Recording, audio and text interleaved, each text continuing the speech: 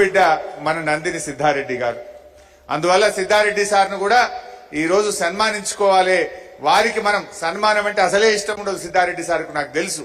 కానీ వారి ఉద్యమ జ్ఞాపకాలను, వారి పోరాటాల్ని, వారి కాంట్రిబ్యూషన్ ఒక్కసారి ఈ దశాబ్ది ఉత్సవాల సందర్భంలో మన సిద్దిపేట గుర్తు చేయాలనుకుంటుంది, వారిని అభినందించాలనుకుంటుంది. వారిని కూడా సన్మానించుకుంటున్నాం. ఇక మన రసమై గురించి అయితే చెప్పవలసిన అవసరమే లేదు. ధూమ్ధామ్ అంటే ఇటు తెలంగాణలనే కాదు, దేశ విదేశాల్లో ధూమ్ధాములు చేసి తెలంగాణ కళాకారులు, తెలంగాణ కళా వైభవాన్ని, తెలంగాణ సంస్కృతిని నలుదిశలా చాటి చెప్పి మరి ఉద్యమాన్ని ఉర్రూతలూగించడంలో, తెలంగాణ ఉద్యమానికి మొదటి పాట కేసీఆర్ గారు రాసినటువంటి అన్ని పాటలలో, ఉద్యమాల్లో ఆయన గొంతుకై ప్రతి సభలో కూడా అద్భుతంగా పనిచేసిన మన రావురూకుల ముద్దుబిడ్డ, ఈ సిద్దిపేట జిల్లా మట్టి బిడ్డ రసమయ్య గారిని కూడా ఈరోజు గుర్తు చేసుకోవాలనుకుంటుంది మన సిద్దిపేట. ఇకపోతే మన దేశపతి సినన్న గురించి చెప్పవలసిన అవసరమే లేదు. కేసీఆర్ గారి ప్రతి మాటలో కావచ్చు, ప్రతి పాటలో కావచ్చు, అన్ని సందర్భాల్లో కూడా తాను ఒక ఉపాధ్యాయుడిగా ఉండి కూడా తన ఉద్యోగం కంటే ఉద్యమమే ముఖ్యమని చెప్పి ఉద్యోగానికి సంవత్సరాల తరబడి లీవులు పెట్టి అప్పటి ఆంధ్ర పాలకులు ఛార్జ్ మెమోలు ఇచ్చినా, నోటీసులు ఇచ్చినా, నా ఉద్యోగం ఉన్నా పోయినా పర్వాలేదు, నాకు తెలంగాణ ముఖ్యమని కేసీఆర్ అడుగుజాడల్లో నడిచినటువంటి మన ఎమ్మెల్సీ గారు గౌరవనీయులు దేశపతి సీనన్నను కూడా ఈ రోజు ఈ సిద్దిపేట గౌరవించుకోవాలనుకుంటుంది. వారిని కూడా అభినందించి ఉద్యమ జ్ఞాపకాలను గుర్తు చేసుకోవాలనుకుంటుంది. ఇక మా దేవి ప్రసాద్ అన్న టీఎన్జిఓ సంఘానికి అసలు గతంలో ఉన్న టీఎన్జిఓలు జై తెలంగాణ అంటే భయపడ్డ సందర్భాలు, సమైక్యాంధ్ర పాలకులకు భయపడి టీఎన్జిఓల సంఘం మెత్తబడిపోయిన పరిస్థితులు కనబడ్డాయి.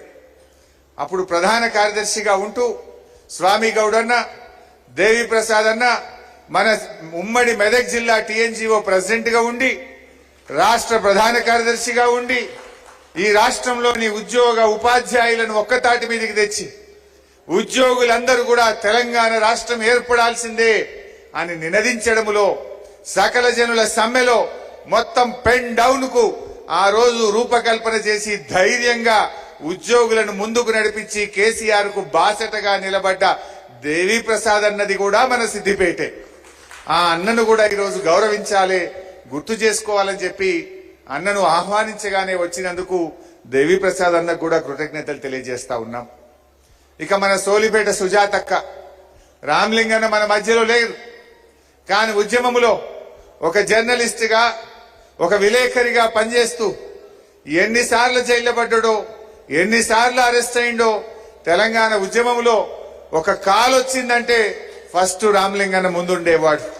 అన్న మన మధ్య లేకపోయినా ఆ అన్నకు అండదండలిచ్చి, ధైర్యాన్ని ఇచ్చి, రామ్లింగన్నకు మరి బాసటగా నిలబడ్డటువంటి వారి సతీమణి సోలిపేట సుజాతక్క గారిని కూడా ఈరోజు మనం గౌరవించుకోవాలని చెప్పి మనం నిర్ణయించుకున్నాం.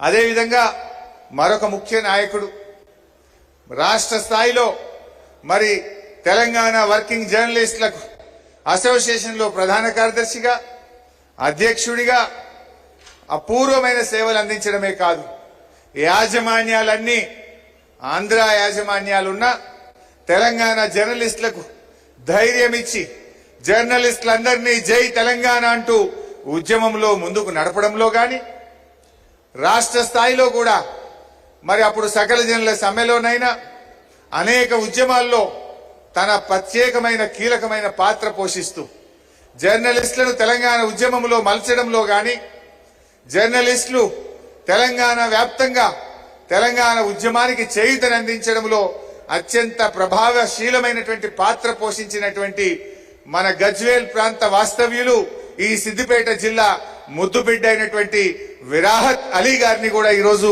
మనం గౌరవించాలని వారిని కూడా ఆహ్వానించుకున్నాం.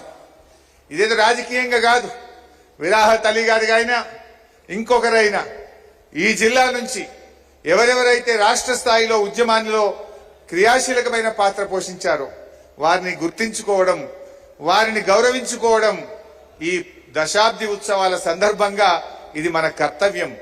ఎందుకంటే ఇవాళ ఈ తరానికి కొంతమందికి తెలియకపోవచ్చు, ఆ రోజుల్లో అసలు తెలంగాణ ఉద్యమం అంటేనే నవ్వినటువంటి రోజులు మనం చూసాం. కానీ ఆ రోజు ఈ సిద్దిపేట జిల్లాలో మనమందరం కేసీఆర్ ఆమరణ నిరాహార దీక్ష శిబిరానికి రంగదాంపల్లి చౌరస్తా ఒక వేదిక అయినప్పుడు ఎంత అద్భుతంగా మీరు అందరూ పనిచేశారు. ఇదే దేశపెద్దన్న వారం రోజుల ఎజెండా ఇస్తే అది రాష్ట్ర ఎజెండా అయింది.